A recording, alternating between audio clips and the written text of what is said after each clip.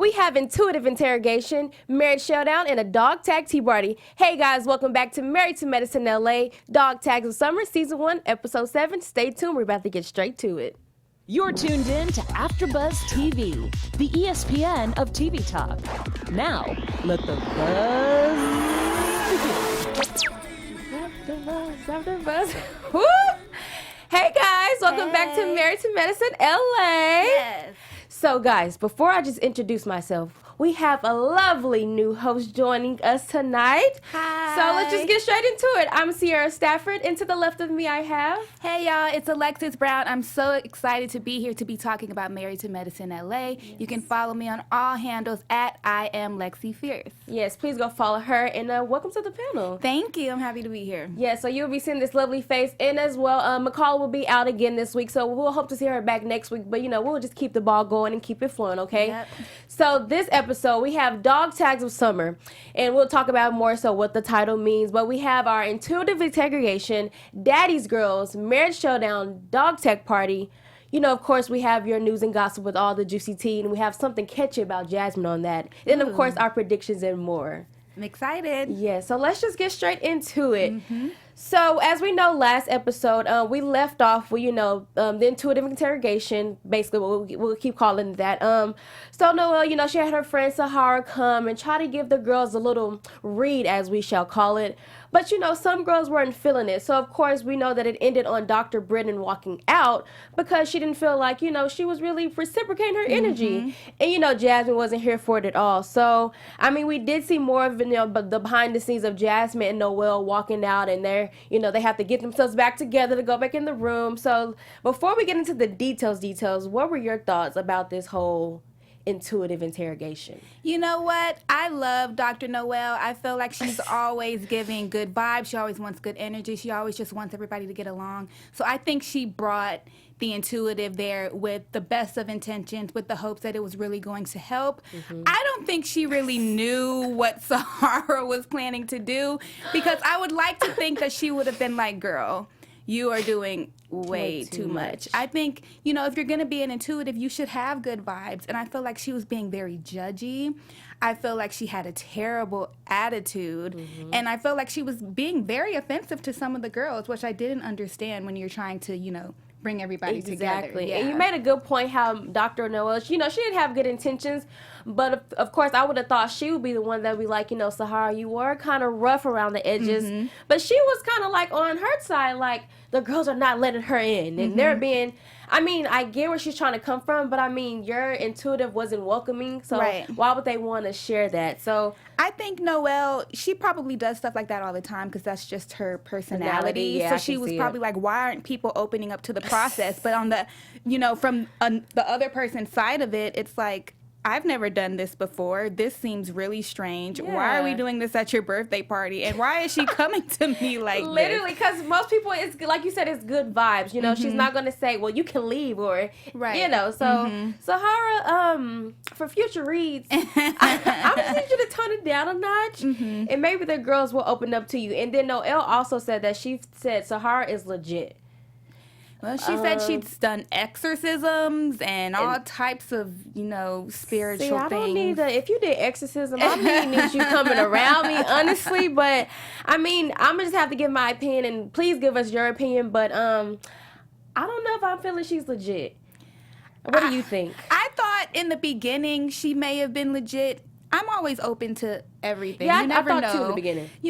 Spiritual things, those are real to me. But when she started bringing out like the objects, like the sticking things on people's foreheads and the banging of things, I was like, okay, this is starting to seem way more like a joke than an actual like spiritual experience. I don't know if she was just turning it on for the cameras, but listen, sis. Even Dr. Britton said, you know what, I'm not even mad anymore. She said, where's the popcorn? This is now funny. And even Jasmine, they were, I'm not going to lie, it was funny.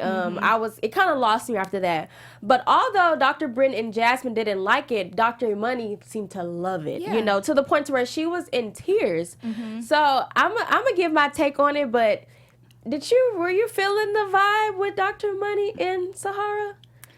I think Dr. Imani is going through a lot right now.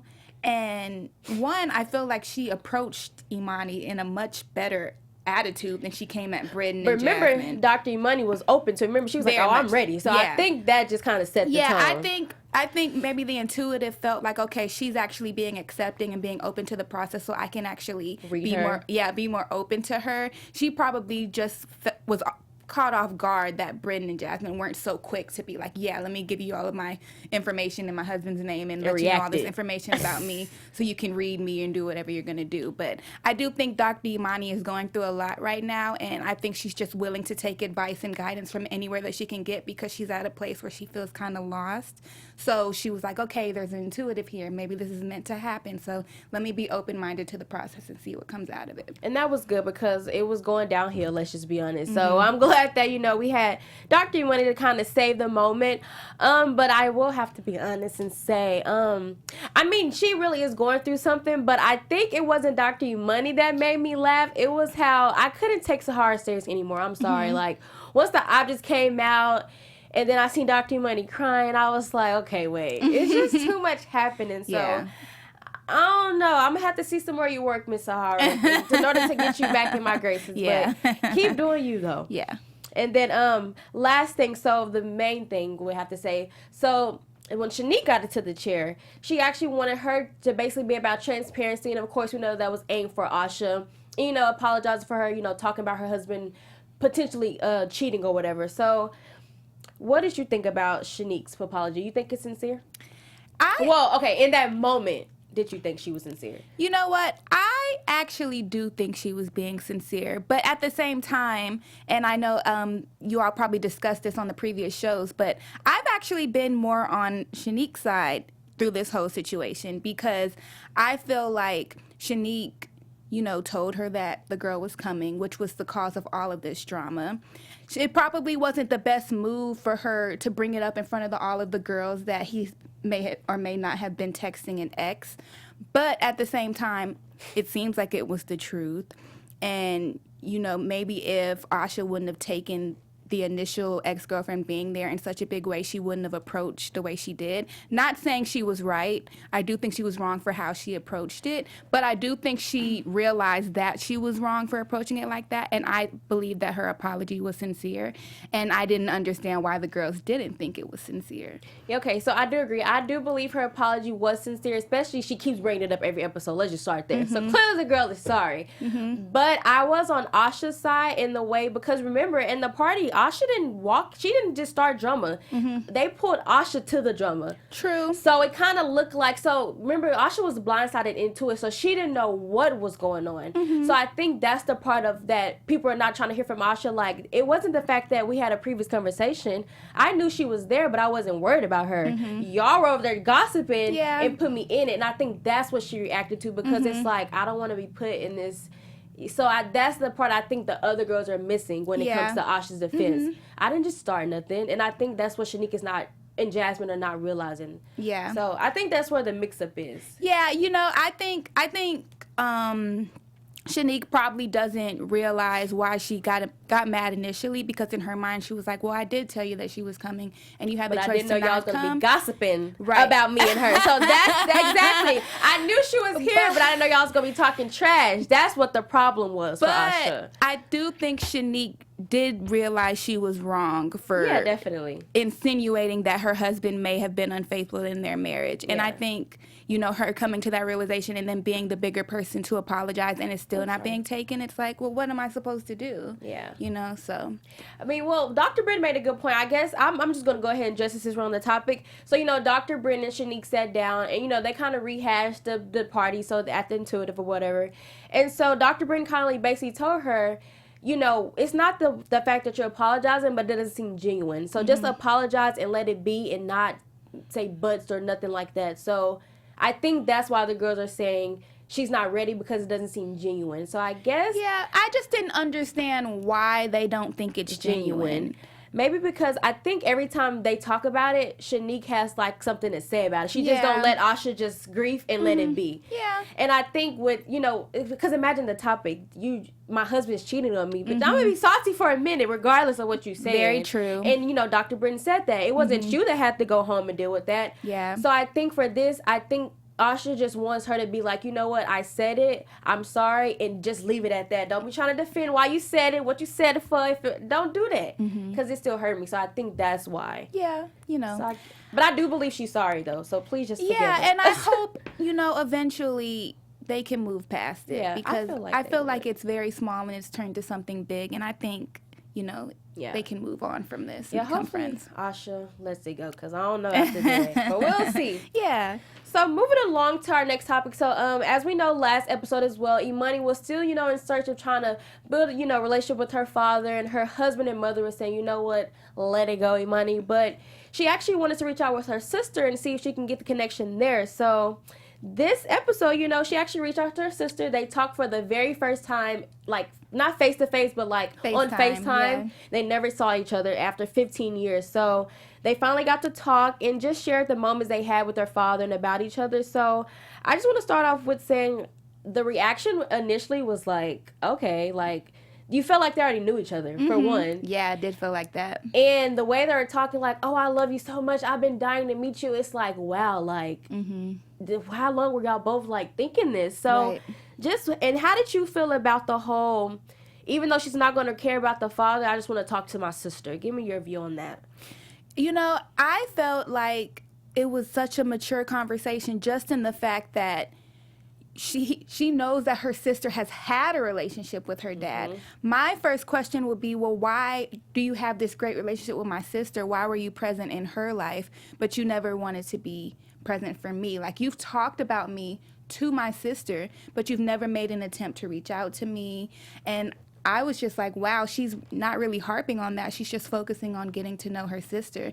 And I think that's huge. It just shows a sign of maturity and a sign of being able to just move past that and to really take advantage of the blessing that she's going to get now with getting to meet her sister, because I guess her dad doesn't really, not that he doesn't care, but he's not really trying to make a relationship with her. But at the same time, he told her about her, so now they're in a position where they can get to know each other.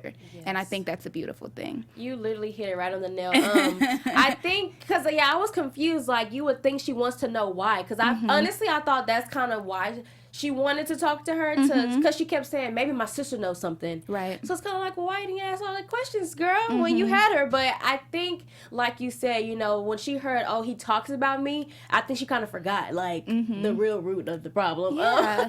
Which was beautiful, too, that she's still known. But I really do hope that we see more of their relationship and they go more in detail, because I feel like it's still a lot of uncovered answers. And for sure. Because, like you said, why is she with that daughter not... I don't see that. So, but they had a good relationship, they hit it off, talked about each other. They said they actually want to meet up. So, yes, I really do hope it looks like they're going to, and I'm really excited for them. And hopefully when they meet up, we do want it to be love and light, but get to the daddy issue. Okay? Yes, and hopefully her meeting her sister will eventually lead to a meetup with her dad.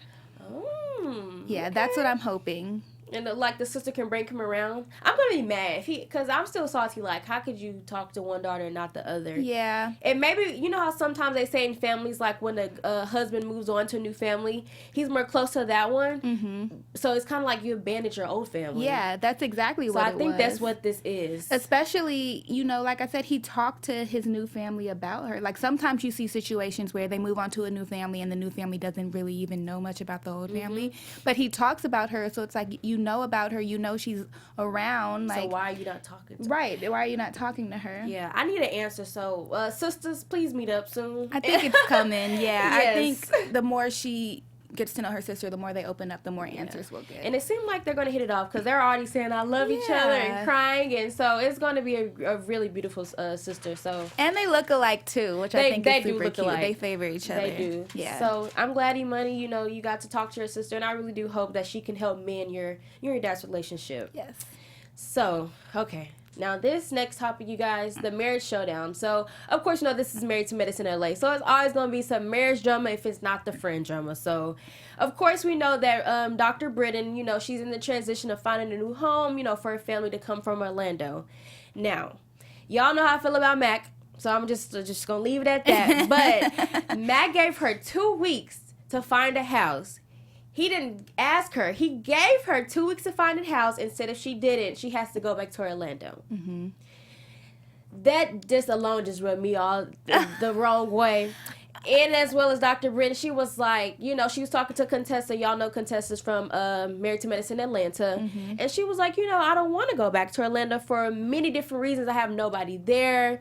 You know, it's just not me. It's more opportunities here. You know, and I have a job opportunity. So I'm not leaving. So I'm a bash Macks. So I don't know. I'm not going to bash him, but I'm going to play nice. But I'm going to let Alexis share how she feels about it. You know what?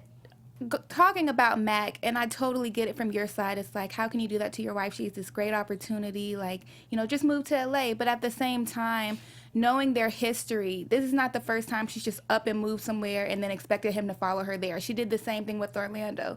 So he follows her to Orlando. They build this family, and now you're just up and go to LA, and you want us to just follow you there too. And moving from the South, Orlando, a place where you can get so much more for your money and you just have so much more space, to a place like LA, that's a huge adjustment. And he may have just gotten to a place now where he's like, I'm tired of always just having to move when you want to move and always having to be the one to adjust and deal with the kids while you're just out chasing your dreams. Like, if you want to make this happen, find a way to do it. But just know I'm not just going to willingly just go for anything. So I get it from his side, too, where it's like, okay, you know, stop leaving your family and just expecting us to come when you're ready for us to come, when we have a life here and we have a huge house here and we're not going to be able to properly get that in LA. So I get it from his side too. Yeah, I definitely get the whole kiss thing. I definitely get that. I think it's just how he's coming at her, like, and I think he's probably coming at her based off frustration because he's the man left with kids in a whole other state. So no, I'm definitely sensitive to that. I definitely get it.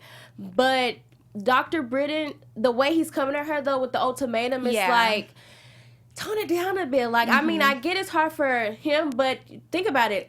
She's been looking for homes and he doesn't like them. So it's kind of like, I get where she's coming from. Like, what's good for you? Like, I'm trying. And I do think that she can speed it up. I never look for a house, okay? I'm not a house hunter by any means, but I do think it's a little bit more tedious and not just a 2-week process. Right. I didn't know before today's episode that the ultimatum was only 2 weeks. I don't think they ever said how long that he gave her. Yeah. So I was a little bit shocked by that it's only 2 weeks because closing on a house takes a long time. I think he said 2 weeks the last episode because, you know, they had been looking prior and nothing ever worked. So I think last episode he was like, okay, now I'm giving you 2 weeks because, so I think it came up. So she had like, 2 weeks left after being on fed her up. ultimatum. Yeah, okay. he put it. So he was, like I said, he was already rubbing me the wrong way. Then he put that on, and I was like, okay, listen. But he's making the process so difficult. Like, you know how it is. We live in L.A. Like, she's going for jobs that are in the city, and you want to move all the way out to the boondocks and traffic is bad going 10 miles out here. So to be 50 miles outside of L.A. and still trying to work,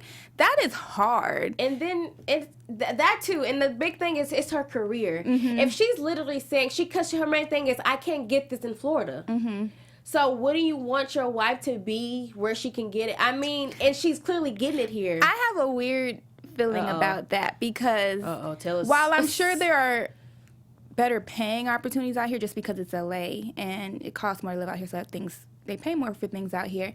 But I just don't see how you can't find an anesthesiologist job anywhere else. Like, every doctor's office, every hospital needs that. I feel like that's a job you literally can live anywhere and do. So I think she just needs to be real and say, I want to live in LA. And I mean, LA is a beautiful city. That's understandable. And I got the point. Fell in love with it. Yeah, and I got the point that Contessa was making about she didn't really have a lot of friends in Orlando and she was miserable. I get that, but the excuse of, they have more opportunities out here, I don't know if that's necessarily true. The whole truth, Yeah, I mean, I'm not a doctor, so you never know, but I know. I feel you because I had those thoughts like, really, you can't find that? But she kept saying it, so I'm like, well, maybe they ain't give her no opportunities in Florida. Yeah. So we don't know, but they give us a little sneak peek. I'm not gonna ruin it, but we're just gonna see if Dr. Britton met that 2-week deadline. So we're just gonna pray for you, sis. And I mean, I don't want her to move back. Honestly, I really do want. I want the kids and Mac to be with her. I really do. So I just hope they can just come to a compromise. Please, because I'm sick. I'm sick and tired. So please find something and wrap it up. Yeah. So the next marriage showdown. Now this marriage here kept giving us the whole episode. Okay, so we know Shanique and Robert. We call him Rob, Lil Rob, Lil Lil Rob. Lil Rob. So they had a lot going on in their marriage this episode. Starting off with mainly his career and family time. So that's a big deal for them. This season actually so far, they work a lot, and she works a lot, and they have 2 kids. So it's kind of like which parent sacrifices to be with the kids more. And Rob is saying well, basically he's feeling like his job is more superior than her job and more serious. So he's like, well, you quit or you take more time off. And kind of like just telling her and not really trying to compromise or make it a discussion. And Shanika's like, no. And I'm with Shanika on this one because you can't tell a woman not to work. So I just want to get into that topic just in general. How do you feel about a man just trying to take on okay, for him to say you don't have to work, be a housewife. What is your thoughts or opinions on housewives? You know what? And let your man just do all the labor. I think, especially living in a place like LA, I think the fact that she even wants to work and help out is huge, because I know plenty of women who be like, okay, I'm a I don't have doctor's to wife. work. Heck, I mean, I had to really look at myself and think, well, would I stay working or would I just let my man handle it? Because, I mean, if he has the money to pay the bills, then, and I think his opinion wasn't too off. It was just the way he said it. Like, she was coming to him saying, I feel overwhelmed. Sincerely. I want to be there more for my kids. And he was saying, well, if you feel that way, if you want to be there more for the kids, want to do more around the house, then you don't have to work. If he would have just said it in that type of way versus, well, you don't need to do it anyway. Just quit. And then for him to turn around and be like, well, I want to see my kids before I go to sleep, so I'm gonna wake them up, and you need to put them back in bed. That's when I was like, okay, that's sir. when a boxing gloves came off. And when I said, matter of fact, you don't go wake them up. Yeah. Because I'm finna knock you out, and you finna be asleep with them. Yeah. I think I don't necessarily agree with him saying, okay, well, if you want to be around the house more, you want to be with your kids more, then you don't have to work. Like, just quit. Like, I get that. But his whole attitude and making it seem like it's her job, like, that's what you got to do, so figure it out. Like, you gonna do stuff with the kids, it's gonna be on you. I don't like how he came at her in that way. It was no room for communication. Right. She didn't feel like she was being heard, and I think that's what was bothering me. So right, and he really made her feel like her job wasn't anything. Like, I get that you're a doctor, but she's a property manager. Like, she has a good job. She has a high title. Like, don't diminish her just because she's not a doctor. Like, that's not cool. That's not, because clearly it's good enough for you. And it's clearly good. Like, you can't knock a woman from working. And I know Shanique, she's not gonna stop working. I don't care what they come up with. I know she's not gonna stop working, and I hope she doesn't. I kudos to her for wanting to be that working mom and to be that modern woman. Because, like I said, especially out here in LA, a lot of women don't want to work. They just be scheming, trying to get in where they fit in. And listen, I only been here a few months to know that. Yeah, it should make him feel good that she's not just with him for the money, and so that she won't have to work, that she wants to help out and, be all of that woman for him too. So, But it's cool that he's a man that don't mind, just providing for his family. So, I mean, I give you that. But stop talking to her like that. Yeah, he just needs to bring it down from a 10 to a 3. That's all I'm going to give you, just that. Yeah. So then we'll see. But we'll see next episode, you know how they play it out. And I mean, I hope they work it out. And because, I mean, the kids is a big deal, but job is too. So hopefully they meet in the middle. So, but speaking of meeting in the middle, we want to meet you guys in the middle as well. So what you got for our AfterBuzzers? So hey everybody, before we go on to our next topic, we just want to give a huge thank you for tuning in every week and for making us the ESPN of TV talk. But we can't continue to do it without your help. So if you are watching right now on YouTube, make sure you hit that subscribe button, that like button, and comment on the live show or on the video. If you are listening on iTunes, please give us a 5-star rating. We love doing AfterBuzz. We love seeing what you all think of all our shows and giving all our opinions on all of our favorite shows. And we cannot do it without you. So please continue to support and watch. Yeah, so please, guys, make sure you go do that. And also, we're on iTunes and Spotify now. So go, give us our 5 stars on that. Go like us and just listen because we love you. We love y'all.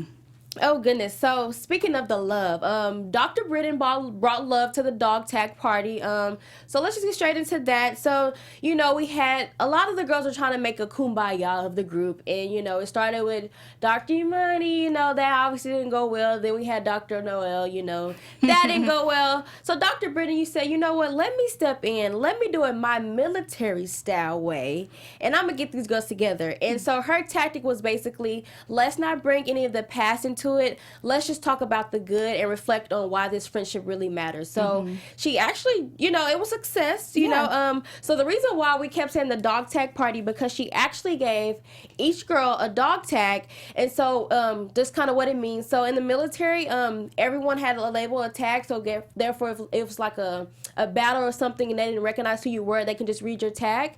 So she kind of referenced that to the friend group and was like, if we're ever beefing or, not seeing eye to eye, I can just look at your tag and I always remember why I love you, why we are friends. So I thought that was pretty dope. Yeah, I thought that was super sweet. Yes. And I think all of the tag names that she gave them were very spot on with their personalities. I thought she did a really good job. She did a very good job, and I'm glad that all the girls took it and, didn't be like, why is she calling me this? Because, they know how to get catty out of nothing. I'm like, this was supposed to be positive. What are you talking about? But all the girls took it very well, and Dr. Britton was the one that really, it succeeded, basically. Yeah, it was good. It kind of almost got tricky in the beginning because they want the little jazz, but Dr. Britton was like, you know what, this is not what we're here for, and she actually got emotional. So I didn't really realize, these girls really are connected. They really have a friendship, because it was kind of hard to see, because in the beginning, they look very cliquish and only these two. But after seeing, them talk together, I was like, wow, these girls might really know each other. Yeah, I think especially out here in LA, it's such a small pool of just successful black women in general, but especially in the medical field. And I think they just relate to each other in a way that they may not be able to with their other friends. And I think because of that, they've really forged a bond and a sisterhood. And I think for that reason, that's a good thing that, should keep them connected and keep them from, being petty and letting little things drive them apart. So I'm glad that she brought everybody together to do that. Yes. And just a disclaimer, everybody laughed off the intuitive. So we're all good. Jasmine's good. Dr. Britton good. Noel good. So how we don't know you if you good, but it don't matter. Ooh, child. Now at this party, so it was all love and light, the girls made up. So at the party, we get the tea that Imani put her boobs on layaway. So basically saying that she's still making payments on her boob job. She said she has 2 more payments left. So I was confused by that. Is she saying that they're on layaway, and when she's done paying, that's when she's going to get her boobs, or she financed the boobs she already has? Has she already had a boob job? Has okay, them. All right. Because baby, they sitting. Well, that's expensive. Sometimes you got to do what you got to do. Off, I think you can do that. Let's just start there. When she said that, I was like, that's a thing. So Dr. Money, you just taught I don't want them, but the girls that want them, y'all better get on this payment plan. You got good credit. You can finance some boobs. Hey, that's the message. You got good credit. Like she said, go get you some boobs done, okay, so sis? keep that credit score high. But I'm raising my credit with my boobs. Yep. Not a house, just my boobs. Doctor, hey, I don't know. I ain't mad at you. I thought, she was making the money to cover, but I don't know. That's what I was surprised by. It's like, you're a doctor. Yeah, and I'm sure you got some doctor friends who probably could have gotten you a deal. And I was wondering if they were being funny or if she really did get them on Groupon, because you really can get plastic surgery on Groupon. Her. I don't think she would. Okay, Dr. Money is a woman of very high stature. I don't think she would lie about this. I honestly think they were laughing about it too long, and she kept she never act like she was playing. So I really think she has 2 more payments left. Well, if you're gonna get them off Groupon, make sure you read all the reviews. Ooh, child, because hey, listen, you don't want to hit a K Michelle. You gotta get it taken out. Want no botch, nothing. Make sure you read them reviews. Okay, so right now we're just gonna get straight into our news and gossip because it's juicy. I'm ready for this. Right. Okay, guys, so, the shadow, the husband, talking about Jasmine. So she keeps trying to hide this husband of hers. But you know me, you can't hide nothing from C. So I was just on her Instagram, just doing my daily deeds. I'm just kidding. But no, I was just on her Instagram, and Jasmine actually gave a little bit more insight of who her husband is and what he does. So we have a picture here of Jasmine, living her best Beverly Hills life. And then as we scroll down or up, she made a post, and I'm just going to highlight the part that matters, which is basically showing who her husband is. So she kind of says that her husband is not only a doctor, but he's an investor, a CEO, and a businessman. So, with that being said, that's why they can afford all them Rolls Royce. He is not a drug dealer. He is not a drug dealer. He is a CEO and a businessman. Well, let's be clear. They said, no, she did not call him a drug dealer. They said this is like a drug dealer's house. Right. So, just be clear. This is a doctor, a CEO, an investor's house. He didn't have to deal drugs to get that house. And then, so that just clarifies what he does. Then we have a next picture that actually shows his face. And he's actually pretty handsome. I would say, listen, I ain't gonna lie, I was with the girls like, Jasmine, who is this Casper? Oh, no. After the intuitive, and they were like, well, why can't you bring up the name? All the things started trickling in my head of like, okay, wait, she doesn't really ever bring him around. They don't really know who he is. Like Imani said, we didn't met her mama, her dog walker, her stylist, her everything, but no husband. We even had Asha here, and she was like, I honestly, God, have not met this man. So that's why I was like, and I know, okay, now I do know people do keep their relationship private. I do get that, but with her, it was like, well, dang, sis. Like, I mean, you kind of here because of him. You're not a doctor. No shade, but you're not a doctor. So, right. I mean, unless he agreed, because some people don't want their professionals to get into a mess of this. So he's probably that type of guy, which I respect if that is the reason. But, I mean, I've seen him now, so. Yeah, he's real, guys. He's real. And he is handsome, and he is just as fit as her. And he is and here. And we stand a beautiful couple. So no more Jasmine husband drama. Even if we do sit on the show, we good here because it's confirmed. So kudos to you, Jasmine, your husband, and just keep it on pushing because he's here. He's here and he's real. Okay, so let's just get straight into our predictions for next week. Ooh, that's the And now, your AfterBuzz TV predictions. Alexis, I'm gonna let you kick it off. Your predictions for next episode or just the rest of the season? I think that Imani and her sister are gonna finally meet in person. Okay. And I think that's gonna go very well. That's my prediction. And I think it's gonna lead to the answers that we're looking for. I'm hoping that Shanice's husband, apologizes, takes back what he said, gets it right, so that they can move forward. And I don't know who it's going to be, but it was too much love and light at the end of this episode, so something's going to blow up eventually. We don't go too long with these shows without it being a blow up. So I don't know who it's going to be, but I know it's coming. Yeah, so that's actually my prediction. I'm predicting that it's going to be, blow up. They can never, like you said, they can never just stay kumbaya. So hopefully they wear the dog tags. I'm predicting they're going to just come and wear the dog tags to remember who they are.